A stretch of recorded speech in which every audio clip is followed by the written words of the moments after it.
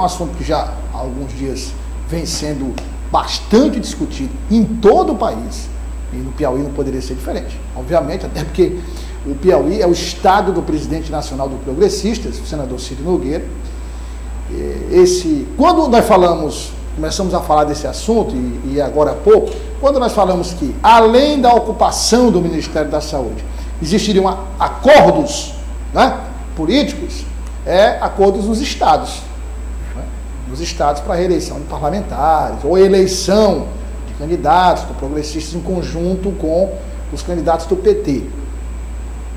A gente sabe que aqui há uma oposição muito bem definida, existem lados muito bem definidos desde 2022. Aliás, antes de 2022, né? Em 2020, 2020 né? já, 2020. Que é União Brasil, Progressistas, né?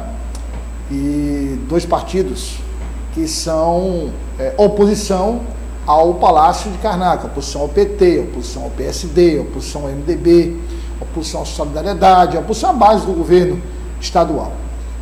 Sobre a possibilidade de uma proximidade do Progressistas aqui no Piauí com o PT, o vereador Dudu disse que não há nenhuma resistência em receber Ciro Nogueira na base do Palácio de Karnak. Vamos acompanhar.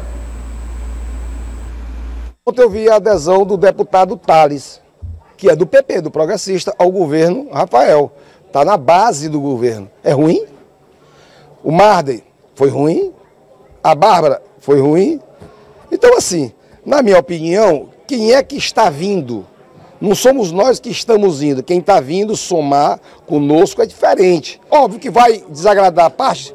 Vai ter gente que vai ficar contrário? Vai. É normal do PT. Dudu, o Ciro vai vir para a base e outros mais. Isso aí. Olha, nós temos que pensar e vamos ter que sempre pensar assim, em devolver o Brasil para os brasileiros, o Piauí continuar avançando. Então, na minha opinião, qualquer um que queira continuar com esse campo aqui, democrático e popular, que queira vir somar, será bem-vindo.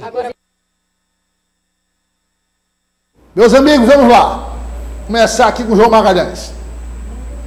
João Magalhães, temos aí uma declaração do vereador Dudu, uma declaração clara, de que não há nenhum problema agora. Por exemplo, a chegada do Progressista, o vereador Dudu foi muito feliz quando ele disse, vai desagradar algumas pessoas? Vai.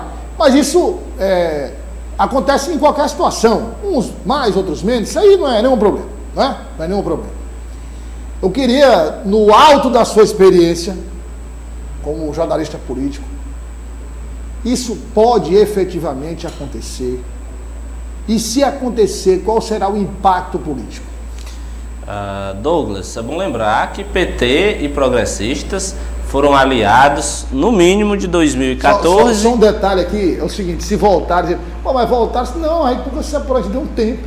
Exato. Pronto, de 2014 até 2020 era um grupo político muito coeso, né? O Wellington Dias e Ciro Nogueira, os principais líderes desse grupo político. Em 2020 houve ali o rompimento, muito também puxado pelo cenário nacional, que acabou se consolidando aí nesse enfrentamento de fato entre PT e progressistas em 2022 e agora em 2024. Mas essa aliança, ela pode sim voltar a acontecer. A gente já explicou aqui que é algo que vem de Brasília e ocorrendo lá, aqui não tem muito o que reclamar. É claro, alinhar, agasalhar quem tiver que ser acolhido, mas de fato não tem como a militância dos dois grupos políticos se confrontarem mediante uma realidade, porque se ela vem de cima para baixo, claro, vai demandar uma capacidade de diálogo nas bases, mas ela vai ser efetivada e a gente falou agora há pouco, o governo Lula precisa do apoio do Progressistas.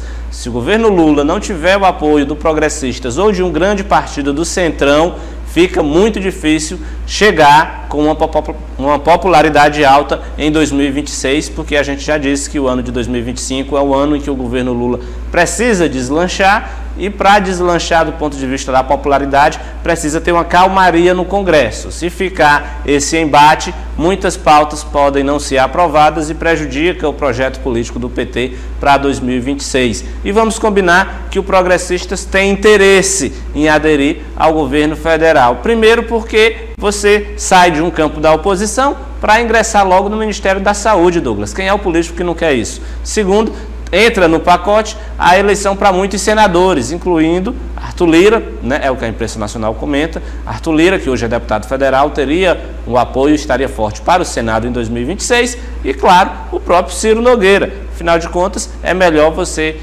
concorrer num cenário mais pacificado do que, naturalmente, você, pela oposição, ir para um enfrentamento com o governo. Então, isso pode sim acontecer e gera, sem dúvida nenhuma, insatisfações nas bases, mas o vereador Dudu classificou muito bem. É conversar, é alinhar o discurso com as militâncias. Claro, vai causar conflito com quem já está, nesse caso no Piauí, principalmente ao PSD, que também está de olho numa vaga majoritária em 2026, mas há diversas formas de se contemplar um partido. Você, ao sentar na mesa de negociação, na negociação você tem que abrir mão de certos espaços para ganhar outros, e aí vai entrar muito em cena a capacidade do governador Rafael Fonteles, que é o condutor desse processo no Piauí, em saber dialogar, em saber conquistar e manter o apoio de quem tiver que manter, porque Rafael Fonteles, Douglas, acaba, não sei se você vai concordar comigo, sendo também o principal beneficiário dessa aliança. Afinal de contas, é melhor você concorrer à reeleição em um cenário de tranquilidade, porque se o Progressistas sai da oposição, a oposição fica enfraquecida. Com todo respeito aos demais nomes que permaneçam lá, é uma oposição que sem o Progressistas fica enfraquecida. Até porque eu já comentei aqui, eu não vejo, eu particularmente não vejo, eu avalio que Silvio Mendes não tem tanto interesse em liderar um grupo de oposição ao governo do Estado em 2026.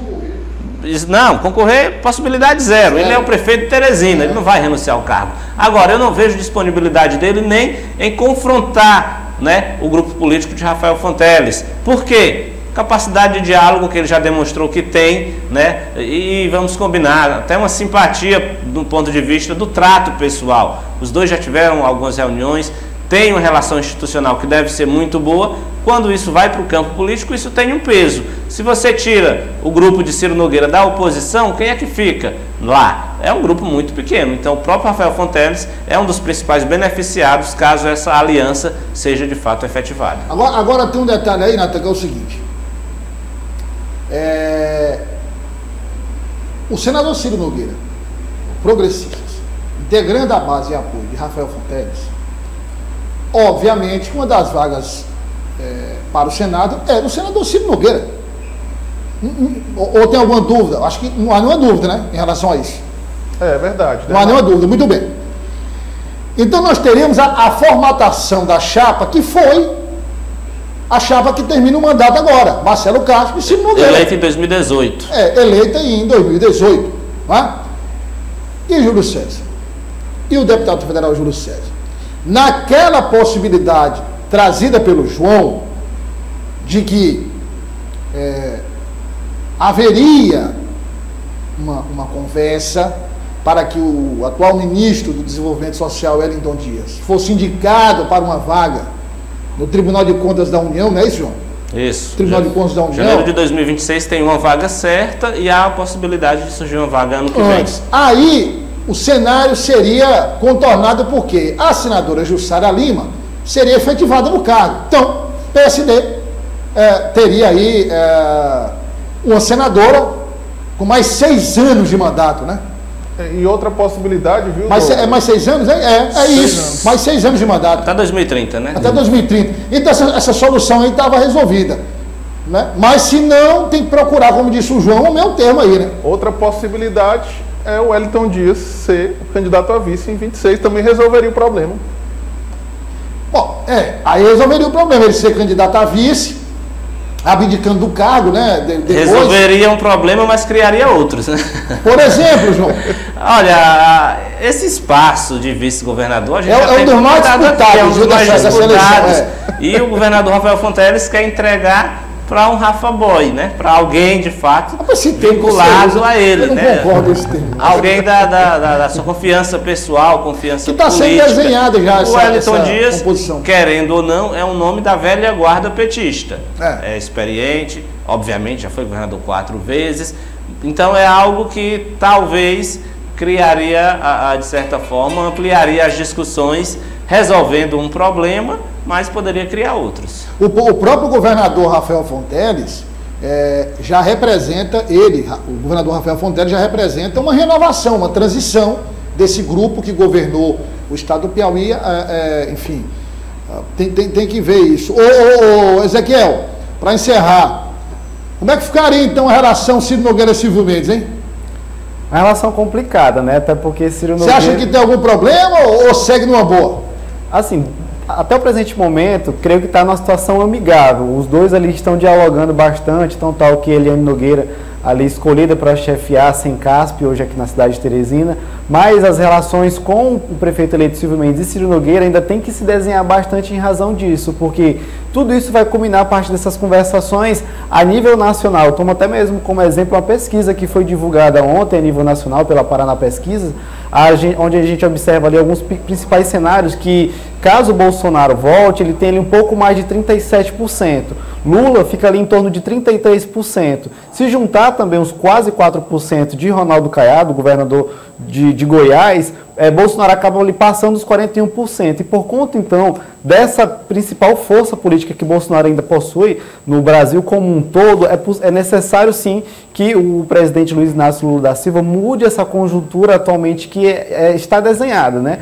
Atualmente é dado como certo ali que o presidente Luiz Inácio Lula da Silva não conseguirá se reeleger no ano de 2026. E, claro, por conta, então, desse cenário que vem se desenhando para o ano de 2026, esses ajustes estão sendo desenhados já a nível nacional. Então, creio eu que o relacionamento entre Ciro Nogueira e o prefeito eleito Silvio Mendes possa ficar ali um pouco prejudicado em razão disso, porque Ciro Nogueira pode pedir, claro, um pouco mais do prefeito eleito Silvio Mendes para se empenhar em campanhas políticas no ano de 2026, mas pelo histórico político do prefeito eleito Silvio Mendes, que vai agora para o seu 3º mandato, creio eu que ele não vai deixar se levar por conta dessas afirmações, por conta desses questionamentos de Ciro Nogueira, até porque o que a gente já vem observando são 2 reuniões que já se tornaram favoráveis ali com o governador Rafael Fonteles e Silvio Mendes.